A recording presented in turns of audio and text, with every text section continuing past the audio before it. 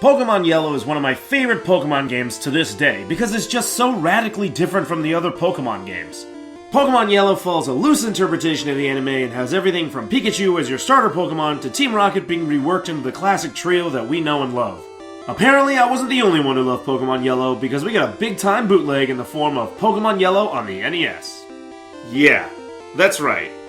Pokemon Yellow on NES. After the garbage of Pokemon Vietnamese Crystal, I'm not really expecting this one to be that much better, but let's at least give it a shot. Oh wow, the title screen is actually pretty neat. It has a border, kind of like we were playing on the Super Game Boy or the N64 Transfer Pack. I actually think the borders were lifted right from the N64 game Pokemon Stadium. But the eye catch is, as far as I can tell, made from scratch. Well, not from scratch. It borrows almost every single one of its elements from various Pokemon games, but someone had to put it together and it actually looks pretty good. The eye catch loop is pretty short, but its inclusion is still a really nice touch. I'm actually shocked. This is already way better than Pokemon Vietnamese Crystal, and it's leagues better than I was expecting it to be. Let's see if it stays that way. Alright, let's get this show on the road. The intro is well made, there are no grammatical errors or spelling errors, the graphics are pretty nice too. You can't choose your player name, but Ash is perfectly acceptable since the original Pokemon Yellow was inspired by the anime. Huh! Your room is a lot bigger in this game than in the actual Pokemon Yellow. That's nice. You can't interact with the PC at all, however. In fact, you can't even get to the PC because you can't step on top of the chair tile in front of the PC, but that's fine. Downstairs? Holy crap! They gave your mom a room! And it's not just a room with a bed, there's a clock and stuff in here too! And check out this TV and this sound system! We got a home theater system going on in this house!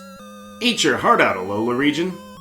Stepping outside into Pallet Town, we get our first real glimpse at NES Yellow's differences from the original game. Town and route layouts are fundamentally different from Yellow version, but they're still located where they should be on the map. This is actually a good thing in my opinion. The redesigned areas offer a fresh perspective on each location. Even if the destination is the same, there's enough differences for people to skim through at their leisure. Combine that with the stuff lifted right from the original title, and you have something that's a nice mix of originality and nostalgia. In some ways, Pokemon Yellow on NES is much more advanced than the original Pokemon Yellow. The overworld sprites, for instance, are heavily taken from the Game Boy Advance games. Everything from the grass tiles to the trees to the buildings are just recolored rips from Fire Red, Leaf Green, Ruby, Sapphire, and Emerald. The NPCs, however, come from Generation 2's Gold, Silver, and Crystal rather than the Game Boy Advance games. None of this is a bad thing, however. It preserves the feeling of Pokemon and replaces the classic game's outdated designs with nicer, sleeker designs. Speaking of nicer, sleeker designs, the Pokemon and Trainer battle sprites are taken from Generation 2, with the exception of Ash's back sprite, which again was taken from Fire Red/Leaf Green. There are even front sprite animations for enemy Pokemon, which, if nothing else, is kinda neat. Pokemon have stats just like they should, and there are even different stats for special attack and special defense as opposed to how the original Yellow version had one universal stat known as Special. Even the bag is redone, straight up copying the multiple pocket system found in Ruby, Sapphire, and Emerald. This is a welcome improvement over the 20 item limit found in the original Generation 1 games, so good on NES Yellow for including this update. That doesn't mean it's all sunshine and rainbows, however. There are some downsides, and the downsides that are there are pretty glaring. The music is really where the game suffers the most from a technical perspective. There's not a whole lot of variety in terms of musical tracks, and the music that there is just simplified remakes of the actual series music. A lot of songs are recycled pretty early on, and the loops within the individual tracks are rather short. Check out the loop for Pewter City.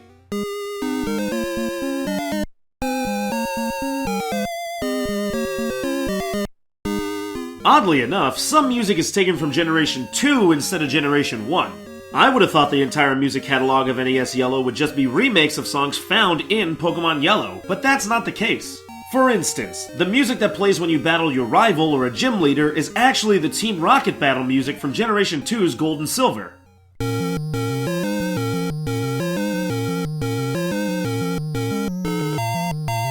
I don't dislike the Team Rocket battle music, but I would much rather have the rival battle music or the gym leader battle music. The Gym Leader battle music in particular is iconic, and not having it in the Kanto region, even in this bootleg version of the Kanto region, just feels wrong. There's also the matter of the gameplay. Moving around has the same general weight of the proper Pokemon games, but unlike in Pokemon Yellow, NES Yellow features a run mechanic. However, running is automatic and also contextual. You run whenever the game feels like it. There don't seem to be any rules for running in the actual game. You just run, but sometimes you don't.